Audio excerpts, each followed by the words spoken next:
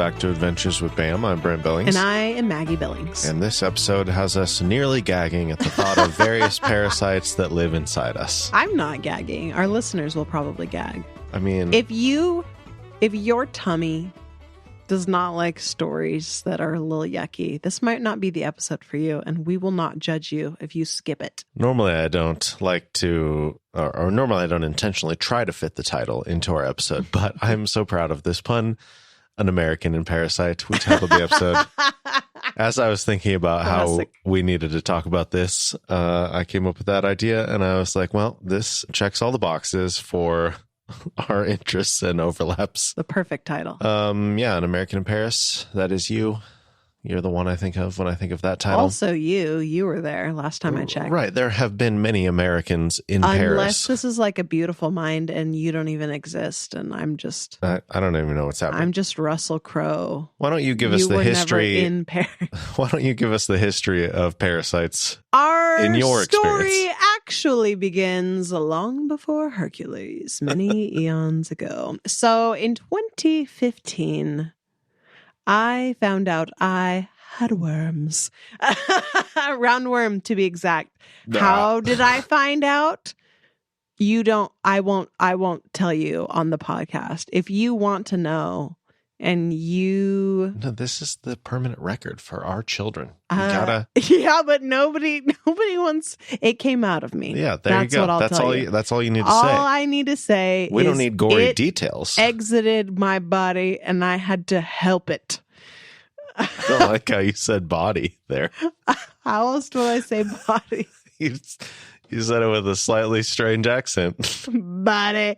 Anyway, so before that moment, I had never considered worms of any kind or having them. That was not on my radar. I mean, you were working, and I had to call you. Like, I don't know if I was crying, but I was like, I think I have worms. Anyway, so I kept the worm. I put it in a bag. I went to Quick Care, I think that day or the next day. And, so I'm in there with the nurse, and she's like, what seems to be the problem? And I was like, I seem to have worms. And she's like, so they're going through like all the things that you have to ask, blah, blah, blah. And then I think, I don't know, another nurse, a couple of people were like, okay, are you sure? Basically, they said, like, could it have been an earthworm? Because depending on your plumbing system, they said sometimes, like, earthworms will, like, come up through, like, pipes and stuff, and people will sit down to go to the bathroom and see a worm in their toilet and go, oh, no, that just came out of me. And I was like, no, I did not find it in the toilet. And I was like, and also I brought it here in a bag. And she's like, that's perfect. So I gave it to her in the bag, and she's like, I will test this, and our doctor will come back. So the doctor comes in 10 minutes later and like gives me a slow clap. And he's like, nicely done. That's the biggest one I've seen in this area ever. It was the length of my forearm. I do not have unusually long or short forearms. So he was like, so have you been traveling? At that point, we'd not left the country in 3 years. I mean, 2012, the last time we had traveled anywhere. The thing is, like, yes, you can get them traveling. It does not have to be a third world country. I think everybody thinks like, oh, if you go to Africa or if you go to Mexico and you walk around barefoot on, like, that's the big thing is people say, like, if you're walking around barefoot somewhere, you're going to get worm. They can come up through your feet. I still don't understand how that happens. But like, I do understand the concept of if you eat produce that has not been properly washed or sanitized, or if a dog licks you and the dog has worm, like, I understand that. I still don't understand how they come up through your feet.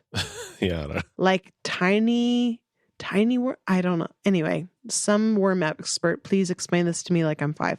So he's like, have you been traveling? And I was like, not recently. So basically at that point, the theory has been either I had worms for years at that point, or I got it in the States. Either of those are perfectly reasonable options. I hadn't really, I mean, I had some like weird health stuff a year or so leading up to that I think probably roundworm explained.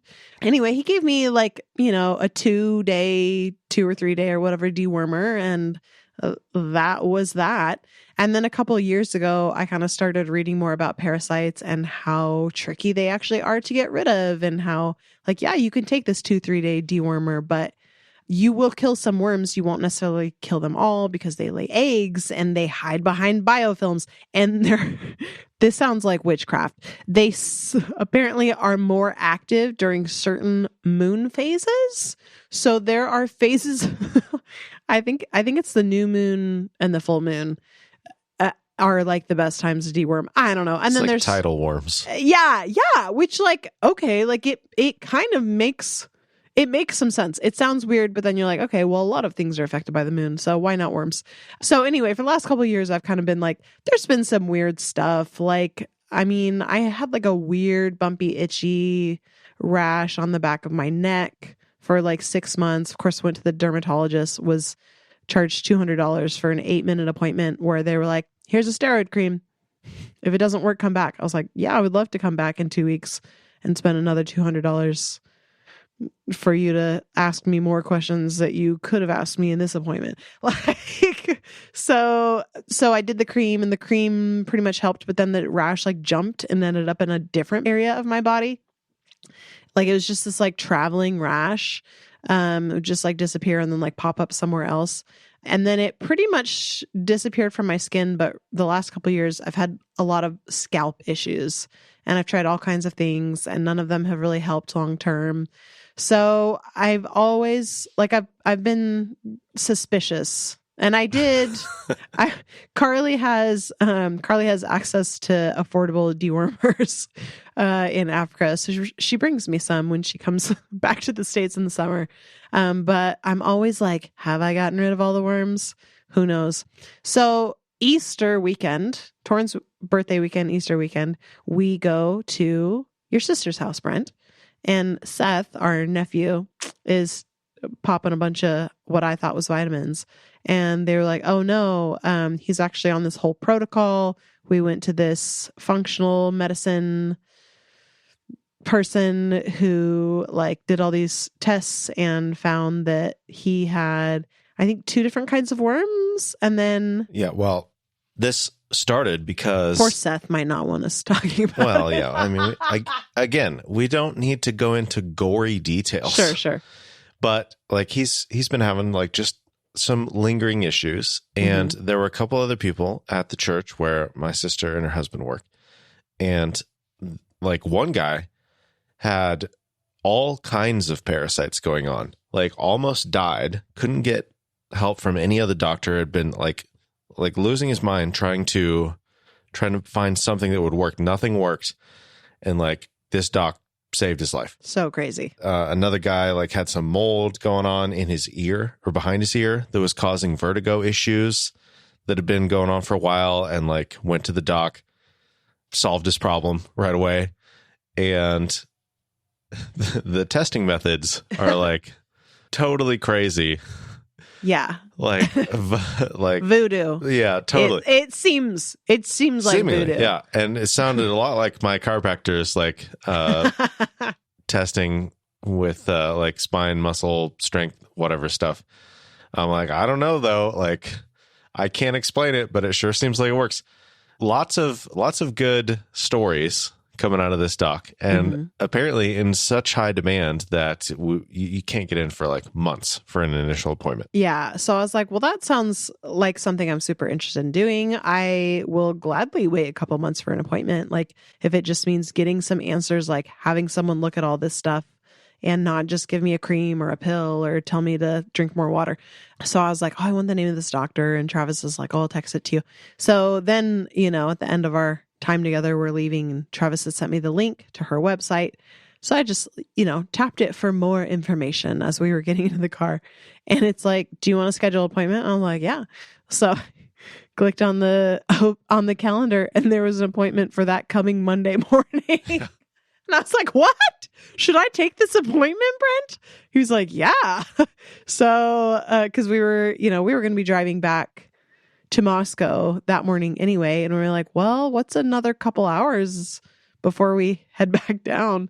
So it seems like, actually, she told me in the appointment that someone had just canceled. And by the time she read the email from that client saying, I'm so sorry I had to cancel my Monday appointment, I had already booked the. Yeah. So it was quick. So, I mean, the timing really was incredible. But yeah, so I had the appointment that Monday and kind of went through my health history, and I answered a whole bunch of questions and told her what I was dealing with. And she kind of walked me through, like, here's what the testing is. So she does some muscle testing, which if you've done it before, it's like, I had to lay down on a table with my arm up in the air, and then she holds her hand out and just kind of like does some gentle pressure on my hand. So I'm supposed to just like match her pressure with my arm. And then she first went through and she would kind of like poke at different organs. And her explanation was, she's like, I know this seems bizarre, but her explanation was, in the same way that you have I don't remember what the reflex is called. I always think startle reflex because I think of babies and how their arms just like fly up when they're, after they're born, and then they fall back asleep. But it's kind of like that. Like if you're standing there and you get hit in the face with a basketball, like you're going to jump. Said the logic is the same, that if there is a vulnerable or a part of an organ in your body that is not functioning at a high capacity and she pushes it, like there is this reflex that just happens and my arm will lose that pressure. So basically she did that and found that my spleen and like, what is happening? How is she finding these various organs? She's just like poking at them. She's just like, okay. Like if you haven't, Brent, but if you've given birth in a hospital and had someone come and massage your belly after giving birth, it's kind of like that, but it's also not. It's not painful like that. Yeah, well, like my chiropractor would just put like the gentlest pressure, like single finger, just like lightly touching my spine, and he would move down one disc at a time. Meanwhile, I'm holding my arm out and he's pushing down on it, and I'm not supposed to let him push my arm down. And he gets to the disc where there's a problem, where something's out of alignment, and then my arm just collapses. Yeah. It's like the same kind of like, how is this possible that this works? But it's so bizarre. Yeah, so she found that my kidney and not my kidney. I always mix up kidneys and liver.